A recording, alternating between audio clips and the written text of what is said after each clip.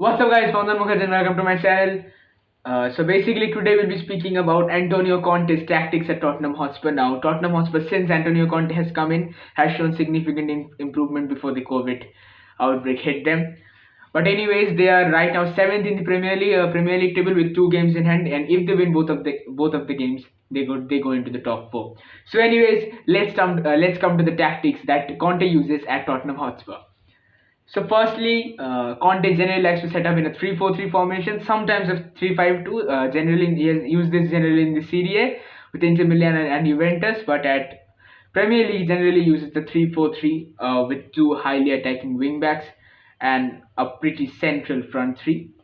Anyways, let's come to the lineup that he uses now. Since Christian Romero is injured, he has to go with a Davis, Dyer, and Sanchez back three. Emerson and Reguilon on the wing backs. In the mid you have got Højbjerg and Skip, and up top you have got three pretty centralish attackers, Kane, Son, and Mora. Now, first thing under Conte is that the wing backs push extremely high up, so the centre backs see much of the ball, have to see much of the ball if I'm not wrong. Now there's a difference to the role of Eric Dyer in the center of the back three is that as compared to David Luiz at Chelsea, is that David Luiz used to move into the midfield too, and used to use his passing for creating chances for Regular and Emerson Royal, who can then use their pace to put in those crosses into the box. But even Eric Dyer uses it at some point when the team is not very pressing was not pressing them. But when the teams look to press Spurs at that moment, Eric Dyer looks to drop a bit deep, while Davies and Sanchez are in the wider positions, and Højbjerg, either one of Højbjerg and Skip now. For the first 2 games, Højbjerg was playing in an advanced role, but in the last 2 games, it has been Skip playing in an advanced role. But the purpose of this video will keep Højbjerg in that CDM role. So Højbjerg generally drops deep, and that creates a quadrilateral kind of shape around the defense. Now that allows them to get the ball out of the defense pretty easily. And then Conte always demands his box-to-box midfielder to a bit hard-working, moving around all of that midfield, and also to have defensive capabilities. But the problem with this midfield is neither Højbjerg nor Skipper are a number 10, are very creative midfielder. So for that reason, Harry Kane looks to drop into the number 10 role like he did under Mourinho.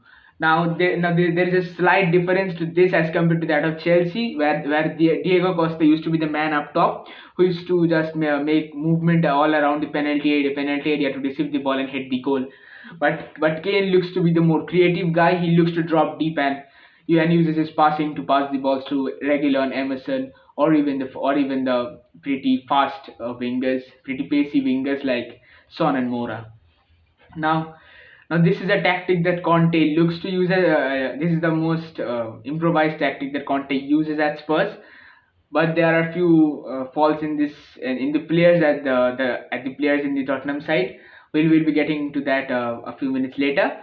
But now let's come to another tactic that Conte uses at Tottenham, and this is even different from Chelsea. Now in Chelsea, the left centre back used to be played by Gary Cahill. Now Gary Cahill is defensively very solid, but he wasn't great with the ball. But Ben Davies looks to move a bit forward with the ball, creating that imbalance in the midfield, and also creating a second line of attack with Kane dropping deep, the box-to-box midfielder and the right wing back. And this allows Reguilon to move far wide on the left in a much more advanced role, and use his crossing to get the balls to Son, Mora, and Kane looks to arrive late in the box, and same thing goes for the box-to-box midfielder as well. Whereas the right wing back Emerson Royal is far wide on the right. Now the first goal against Leeds United was a perfect example of these, where all Son, Kane, and Mora were inside the box, and Højbjerg was just outside the box, where they couldn't find the goal. They couldn't find the goal from the front three, but Mora passed the ball back to Højbjerg, and Højbjerg was the guy to hit the goal. Now this is the tactic that generally Conte uses at Spurs. But anyways, now let's come to the few players that I feel that Spurs needs to sign to get to the top 4. Because if we look at the teams, there's no way they could defeat Man United. Now they also have a good manager, so I feel that they need to bring in quality players in January to get the top 4 spot. Now, firstly, I feel that the right wing back spot is a weakness for Spurs. Emerson Royal is defensively solid, but going forward, it doesn't bring as much as Reguilon brings on the left hand side. So I feel that for the right wing back spot, I feel Spurs need reinforcements.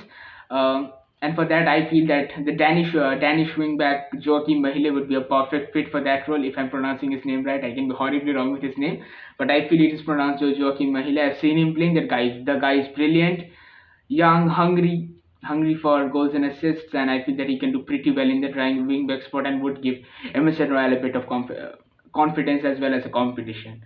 Now, but Matt Doherty hasn't been brilliant since he has signed for Tottenham Hotspur, so I would not prefer him playing in the right wing back spot.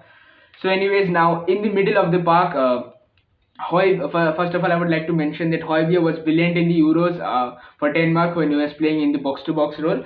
But this year for Spurs, he has been a shadow of his former self. In the last season, he was absolute brilliant. He's working hard even this season, but this season is hasn't been his best season till now, to be honest. But I feel that Conte should try to get the best out of Højbjerg as the box-to-box midfielder, and if he can't get the best out of him, it would be better for him to go for fresh talent in January. And I feel the perfect one to be suited for this role would be Franck Kessié from AC Milan. He's from the Serie A. Conte knows him pretty well, and Conte wanted to sign him since he joined Spurs. So I feel that, and Franck Kessié would be the perfect guy you need alongside Højbjerg or Skip, depending on the situation. And if Spurs are looking forward to the Champions League football, there's no way you are playing Champions League with this kind of second team. The second team is absolutely terrible. The first team has few quality players, but the second team of Spurs is absolutely terrible. There are many spots that don't have a backup in this squad.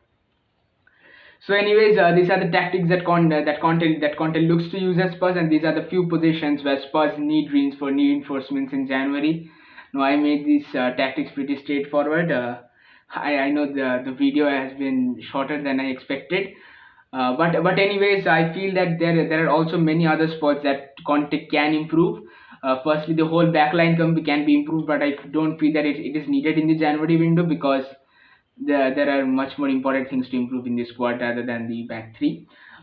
Christian Romero, when Romero will come back, I feel he will definitely improve the back three. But along with that, you need a deep creator like Devra, Devra used to be for Inter Milan, or Bonucci used to be for Juventus. So you need a guy of that caliber. And even the right wing back spot, as I said, needs improvement. And in the centre mid, you need to get the best out of Højbjerg Højbjerg in the box-to-box role, or you need to develop Skip as a box-to-box midfielder, or you should sign someone like Franck Kessié. And the winger Son is definitely irreplaceable in the team.